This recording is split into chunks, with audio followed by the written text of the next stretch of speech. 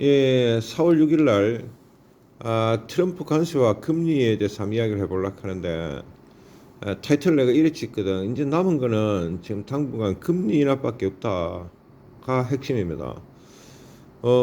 제가 봐서는 5월 이후로 금리 인하의 가능성이 포스빌리티가 굉장히 높아졌다 그래 보인다. 이게 제 지금 추론의 결론인데요. 어, 당장 5월 달에도 금리 인하가 가능할 것 같아. 저는 원래 금리 인하에 대한 생각들을 안 하고 있었는데 지금 트럼프가 촉발시켰는 세계 경제에 뭐 리세션이라 이렇게 해도 되고 크라이시스 위기라고 표현을 해도 되는데 어쨌든 굉장히 인위적으로 돌발적으로 지금 이슈가 일어났죠.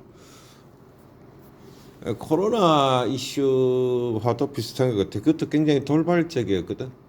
그래서 제가 방송에서 트럼프의 관세와 코로나와는 굉장히 유사점이 있다. 장기적인 전망도 불투명하고 이게 어디로 갈지도 모르겠고 또 기간은 얼마나 걸릴지도 모르겠고 결론은 우연할지 아무도 모르고 있죠.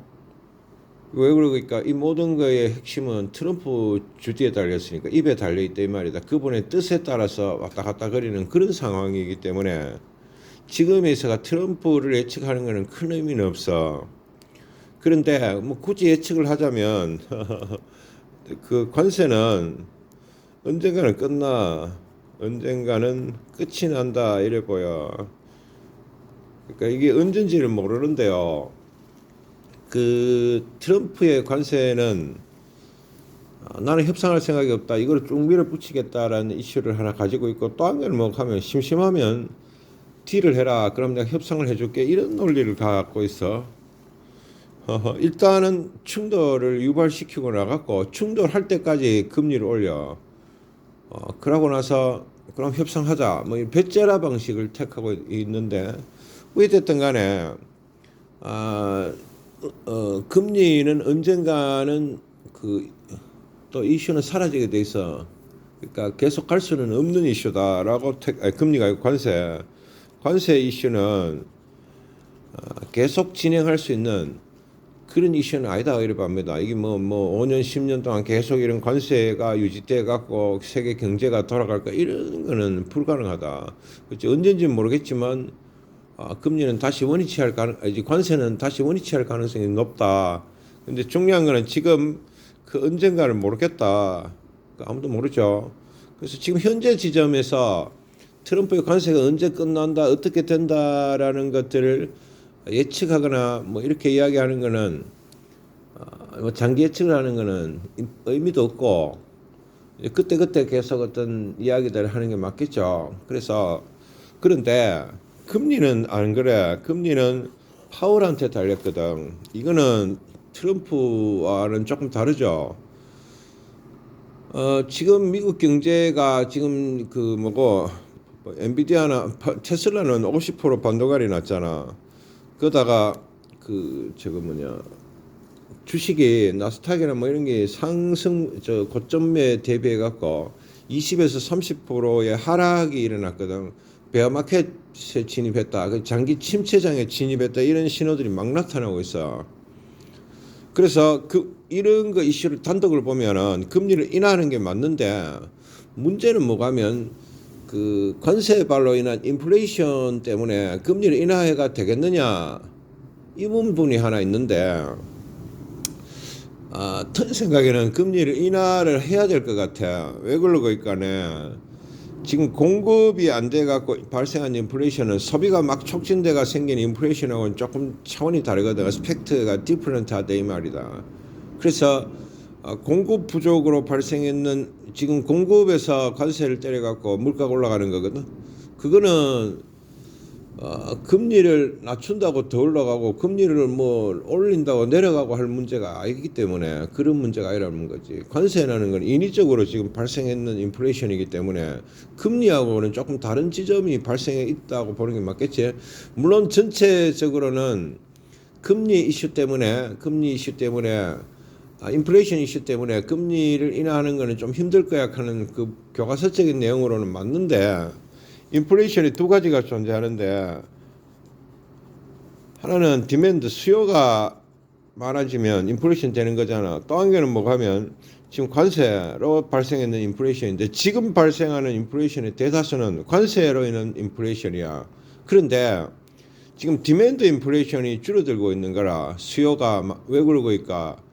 이제 경기 침체의 신호들이 곳곳에서 막 나타나고 있거든. 그래서 이게 계속해서 악화가 진행된다면 금리를 인하할 수밖에 없다라고 생각을 해.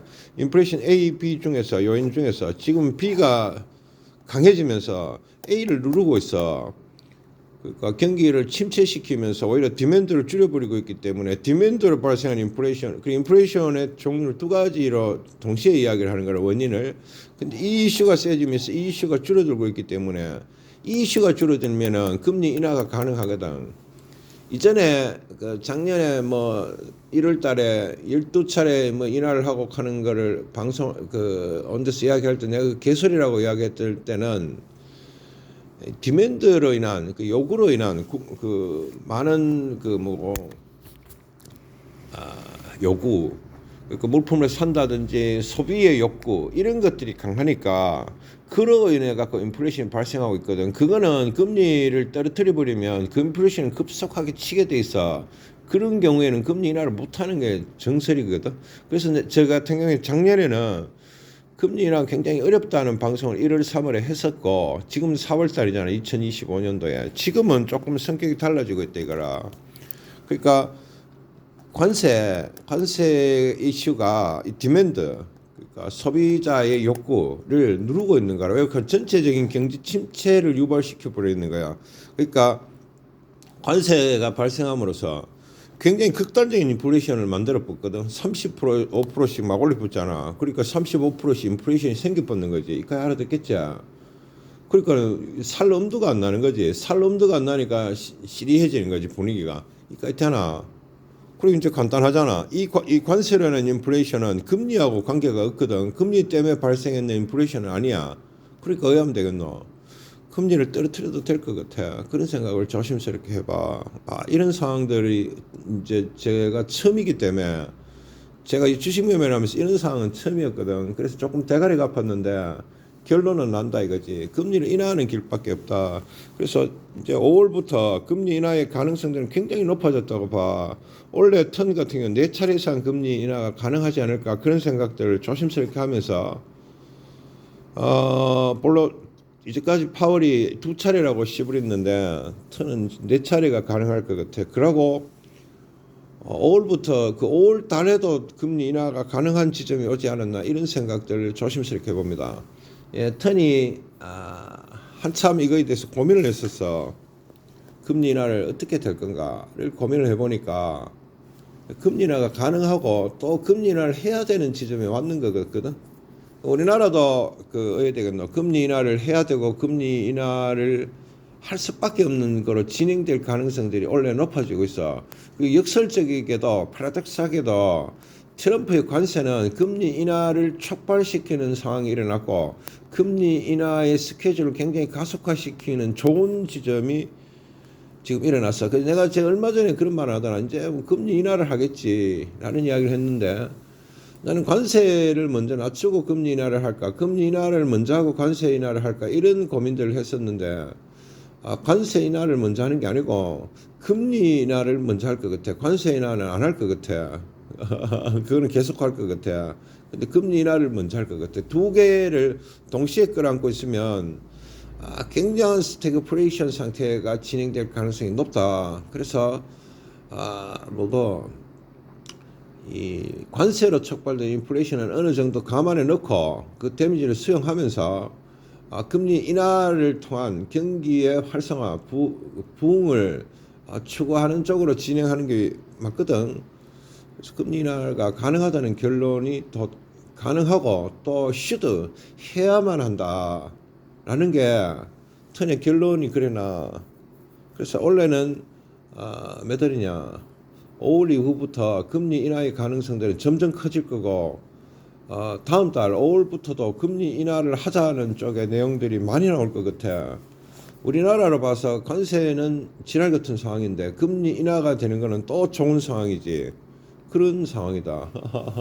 그러니까 그 관세가 높아지고 금리가 상승하고 이러면 그러면 골아파지는데 그런 건 아니야. 그리고 관세라는 거는 어떤 전 세계에 거의 비슷비슷한 거 아이가? 유럽에 25%, 뭐 중국에 35%, 뭐 베트남에 뭐 몇 프로 어쩌고 했는데 일본에도 25%, 24%, 우리나라 25% 이래 했는데 이런 관세는 전 세계에 다 이게 적용이 되는 거기 때문에 뭐 그걸 갖고 우리나라만 죽을 지경이다는 아니죠. 그래서 그 데미지는 들어오겠지만 뭐 다 공평하게 맞는 것 같은데 전 세계 어디든 간에 똑같잖아. 그래서 큰 문제가 될 수 있겠지. 거기 못 버티는 중소기업들 같은 경우는 박살나겠지. 라는 측면이 있고 관세 이슈는 지금 예측이 불가능하고 예측한다 하는 것도 웃기는 이야기고 그럼 트럼프의 머리 구조를 이해해야 되는데 머릿속에 들어가야 되는데 그걸 어떻게 알겠어? 그래서 이제는 5월부터 금리 인하의 가능성이 아주 높아지고 있다라는 결론들이 도달하고 있어. 그래서 인플레이션의 코즈 원인 중에서 디맨드 그 소비자의 욕망, 욕구, 요구 그렇게 발생된 인플레이션이 존재하고 지금 아주 독특하게도 관세로 발생된 인플레이션이 존재한다는 거지. 그래서 이거를 잘 구별을 해갖고 생각을 해보면 지금 5월부터는 금리 인하의 가능성이 아주 높아졌다 하는 것을 알 수 있을 겁니다. 그러고 잘 모르겠으면 처음부터 다시 봐.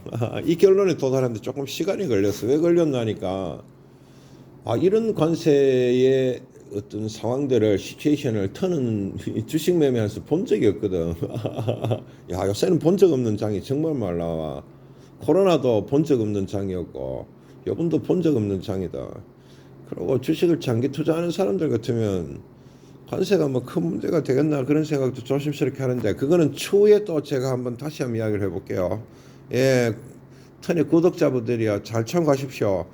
5월부터는 금리 인하의 가능성이 높아졌다, 많이 높아지고 있다라는 생각을 터니 합니다. 작년 1월, 3월에 내가 뭐 그동안 금리 인하는 개소리야 그래 말했잖아. 지금은 그런 생각에서 바뀌고 있어. 원래 마음도 금리 인하가 그렇게 쉽지는 않을 거라는 생각을 계속했는데 인플레이션 막 치고 있으니까 근데 웬걸 트럼프가 그 지금까지의 결을 조금 꺾어버렸어. 인플레이션 결을. 그러면은 금리 인하의 가능성이 굉장히 높아지고 있는 그런 상태다. 아주 역설적인 상황이 일어나고 있다. 예, 참고하십시오. 끝.